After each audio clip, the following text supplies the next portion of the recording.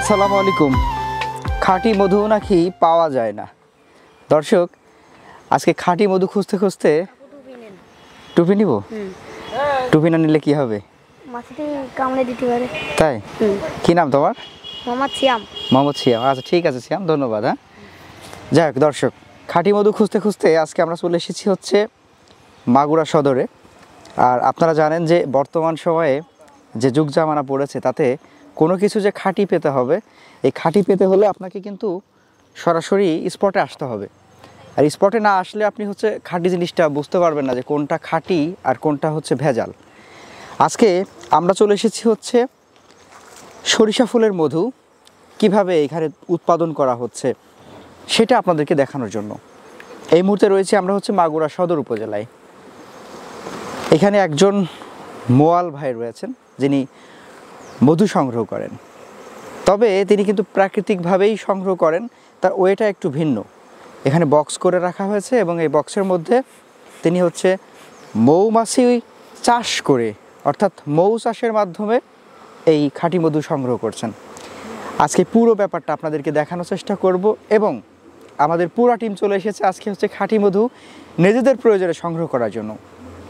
সঙ্গে থাকুন, আমরা চেষ্টা করব কিভাবে মধু উৎপাদন করা হচ্ছে, কিভাবে ওখানে সাকাইকরণ করা হচ্ছে এবং কিভাবে বাজারজাত করা হচ্ছে, পুরো প্রসেসটা দেখানোর। আশা করছি পুরো অনুষ্ঠান জুড়ে সঙ্গে থাকবেন এবং উপভোগ করবেন আজকের দারুণ সচিত্র। চলুন শুরু করা যাক।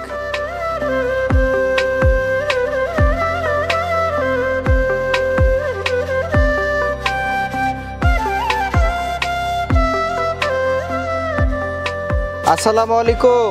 ওয়ালাইকুম আসসালাম ওয়া রাহমাতুল্লাহি ওয়া বারাকাতুহু। ভিকারুন ভাই কেমন আছেন? আলহামদুলিল্লাহ, ভালো আছেন ভাই? আলহামদুলিল্লাহ। এবছর আবার চলে আসলাম আপনার কাছে জি ভাই, আমাদের দর্শকদের একটু খাঁটি মধু দেখানোর জন্য।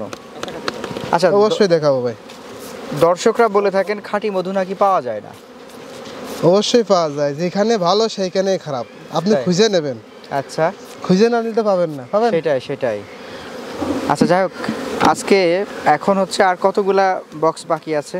আর 20টার মতো বাকি আছে। 20টার মতো? জি তাহলে তো আমরা একটা পারফেক্ট সময় এসেছি। জি জি হ্যাঁ জি। আজকে কতগুলা বক্স থেকে মধু তুললেন? আজকে 45টার মতো। 45টা? জি।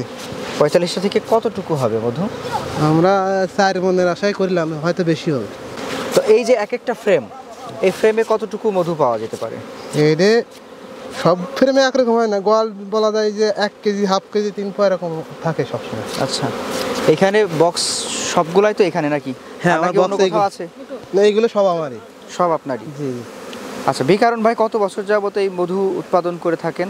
মৌ চাষের সাথে কত বছর যাবত? আমি 11 বছর ধরে ভাই। 11 বছর? জি। এই 11 বছরে আপনার কাস্টমার রিভিউ কেমন? আলহামদুলিল্লাহ, মোটামুটি ভালো, খারাপ না। ভালো? কাস্টমারে কি কখনো বলছে যে ভাই আপনার মধুটা নেওয়ার পরে ভেজাল হয়েছে বা হ্যান ত্যান 717 এরকম? না, ওইরকম কেউ বলেনি। ওরকম বলেনি? না। আচ্ছা। আর অনেকেই বলে যে ভাই এই সরিষা ফুলের মধ্যে জমে যায় কি কারণে, এইগুলো জিজ্ঞেস করে। আচ্ছা, একটু আমাদেরকে তাহলে সেটা বলেন যে কেন জমে যায়, কি বিষয়? সরিষা সরিষা ফুলের ফুলের মধ্যে গ্লুকোজের পরিমাণটা বেশি থাকে, এই জন্যই জমে যাবে।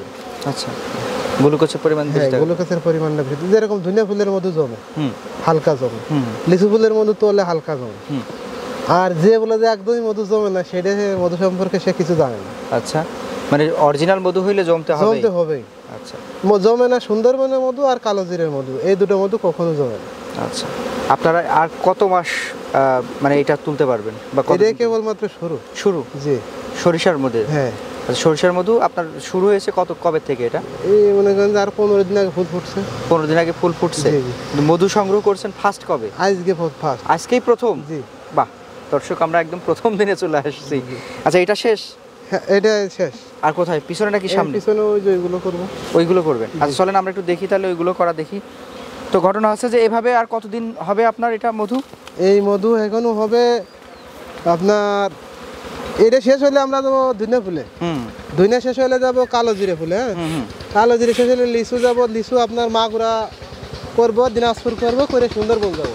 তাই নাকি? হ্যাঁ, সুন্দরবন থেকে সেই সময় আমাদের ডাল সিজন শেষ হয়ে যাবে। সারা বছর কি আপনি হচ্ছে এই মধুর চাষের সাথেই থাকেন নাকি আর কিছু করেন? সারা বছর এই মৌ চাষের সাথে। মৌ চাষের সাথেই? জি। আচ্ছা, বছরের কত মাস আপনার বসতে হয় বা বসে থাকতে হয়, এরকম সময় আছে নাকি? 6 মাস বেশি থাকা লাগবে। 6 মাস বসে থাকেন? জি। আর 6 মাস এই ইনকামের টাকায় চলতে হয়? হ্যাঁ, 6 মাসের ইনকামের টাকায় আমাদের মৌমাছি পাইলে রাখতে হবে। আচ্ছা, যেরকম সারগুলো পাইলে রাখা লাগে না, হ্যাঁ ঠিক ওইভাবে এটা কিন্তু পাইলে রাখা লাগে। আচ্ছা, যেরকম কোরবানির সময় গিয়ে বিক্রি হয়, হ্যাঁ, হ্যাঁ। সারা বছর পুষতে হয়। হ্যাঁ, এটা 6 মাস এর খাবার দিয়ে বাঁচায় রাখা লাগে। তাই? সেটা হচ্ছে যে আষাঢ় শ্রাবণ মাস, ওই সময় তো আর ফুল থাকে না কোথাও, ওখান দিকেও কোথাও ফুল থাকে না কিন্তু। আচ্ছা আচ্ছা আচ্ছা ওই সময় ওরা কি খাবে? ওই সময় ন্যাচারালি চিনি খাওয়াই বাঁচায় রাখা লাগে। আচ্ছা আচ্ছা, চিনি খাওয়াই? হ্যাঁ হ্যাঁ, ওই সময় আষাঢ় শ্রাবণে? জি।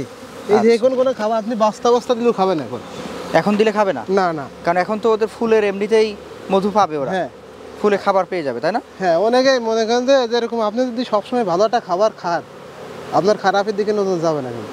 সেটাই। এখন ওরা পর্যাপ্ত পরিমাণ ফুলের রস আছে, মধু পাচ্ছে, ওরা খারাপের দিকে কেন যাবে? এরকম। আচ্ছা আচ্ছা আচ্ছা, এরপরে কোনটা করবেন? এরপরে এটা করবো। ওইটা করবেন না? জি। তো আমাদেরকে একটু বলেন যে আপনারা এই যে মধুটা করেন, সাধারণত আপনাদের এখানে বাড়ি থেকে অনেক দূরে দূরেও যেতে হয়, জি। এখানেও থাকতে হয়, তো এই পেশাটা কেমন লাগে আপনার কাছে? ভাই অনেক ব্যবসায় আমি করেছি, যেরকম পানের ব্যবসা করেছি, ভাঙড়ির ব্যবসা করেছি, কিন্তু এই ব্যবসাটা আমার কাছে ভালো লাগে। এই ব্যবসাটাই ভালো লাগে? জি। এটা হচ্ছে নিজে স্বাধীনভাবে চলা যায়। তাই? হ্যাঁ। আর মন চালেই আর কি এক এক জায়গায় ঘোরা যায়, মনে করেন যে এই দেশেও ঘোরা হয়ে যায়, আর কি দেশে ঘোরা হয়ে যায়, আর ব্যবসা হয়ে যায়। সিজনে কত টাকার মধু বিক্রি করা যায়, এরকম ধারণা আছে বা হিসাব যদি আছে? মনে করেন যে এই আবহাওয়াটা সারা বছর ভালো যায়, 10 থেকে 12 লাখ টাকা হবে 100 বছর।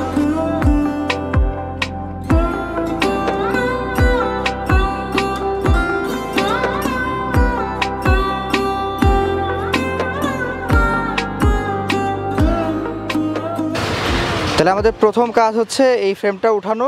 হ্যাঁ এই ফ্রেমটা উঠায়ে হ্যাঁ, এই যে এখানে মুখ কেটে দিয়েছে, এই যে সিলগালা মতো বলে, বুঝছেন? সিলগালা মতো? ও জি, জি। আচ্ছা আচ্ছা, মানে মানে এরকম কাটে দেওয়া লাগে, বুঝছেন? তাই? এটা না কাটার পরে তো এটা বার হবে না, তাই এটা না? না কাটলে বের হবে না, বুঝছেন? এইভাবে ঢুকে দেওয়া হয়। এখানে আমরা একটু এটা দেখাই। ওটাও দেখাবো, এই যে আরো আছে প্রসেসটা, কাটতে। হ্যাঁ। আচ্ছা, এইভাবে করে মুখের অংশটা কেটে নিতে হবে যাতে করে মধুটা বার হয়। জি। আর এই যে আপনার যে গোল যে চাকতি যে ইয়েটা, এখানে কয়টা ফ্রেম ধরে? 8টা ফ্রেম ধরে ভাই। ও আচ্ছা, এখানেও 8টা ফ্রেম ধরে? জি। আপনার বক্সেও 8টা ফ্রেম ধরে? 8টা 7টা এরকমের আছে, গলা বাজে একবারই হয়ে যায়। আচ্ছা, এবার কি করতে হবে? এইভাবে ঘুরানো লাগবে। এটা হাতেই ঘোরাতে হয়? হ্যাঁ হ্যাঁ, এই যে এইভাবে। আচ্ছা, এই যে এইভাবে ঘুরানো লাগবে। এটা ঘোরানোর পরে এই যে দেয়ালে মধুটা হচ্ছে লেগে যায়? হ্যাঁ, হ্যাঁ, দেয়ালে লাগিয়ে নিচে চিনবে। ও দারুণ একটা ব্যাপার তো।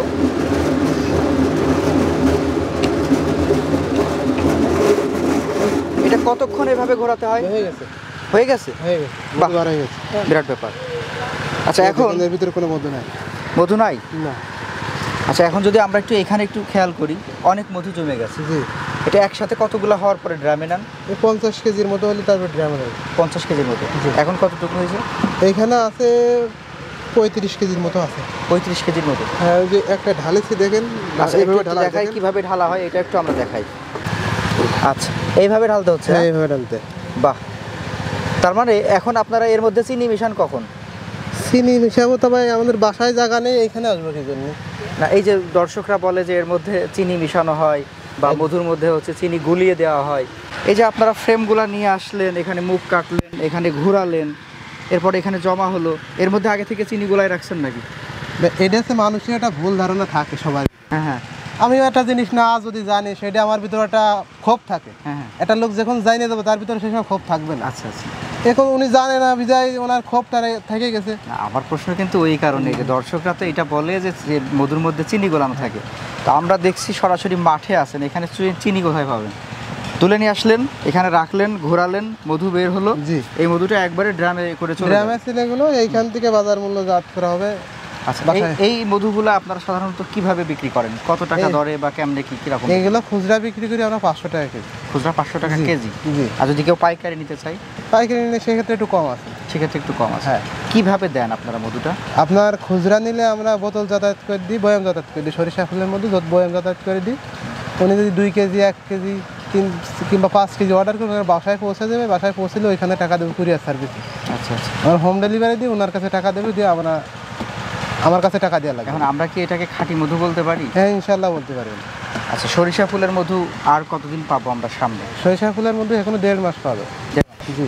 আচ্ছা আচ্ছা, যাই হোক। এরপরে পাবো কিসের মধু? এরপরে পাবেন ধুইনে। ধনে। জি।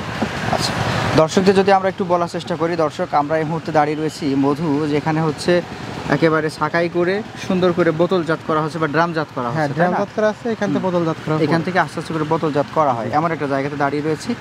আর ভিকারুন ভাইকে হয়তো আপনারা গত 3 বছর যাবত আমাদের ক্যামেরায় দেখে আসছেন, বেশ দারুণভাবে কিন্তু সফলতার সাথেই কাজ করে আসছেন দীর্ঘদিন যাবত।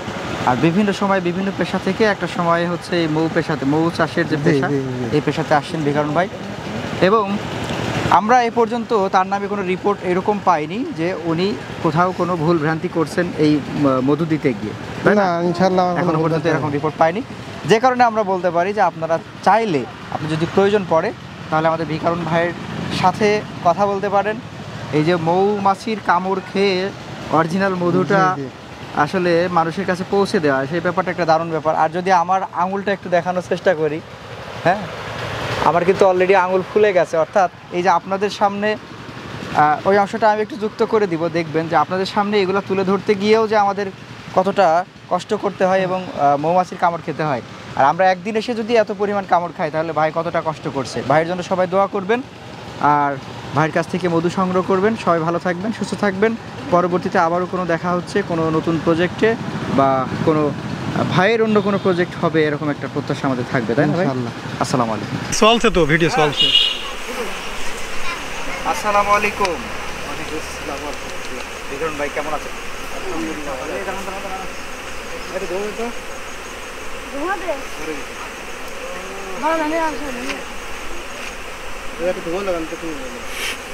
আরে আমার কামড়াচ্ছে কেন? আল্লাহ, দুটোই কামড়াইলো, ব্যাপারটা কি? ওই হাতে হুল দিয়েছে, হাতে হুল দিয়েছে, এটা ধুমো দিয়ে নি।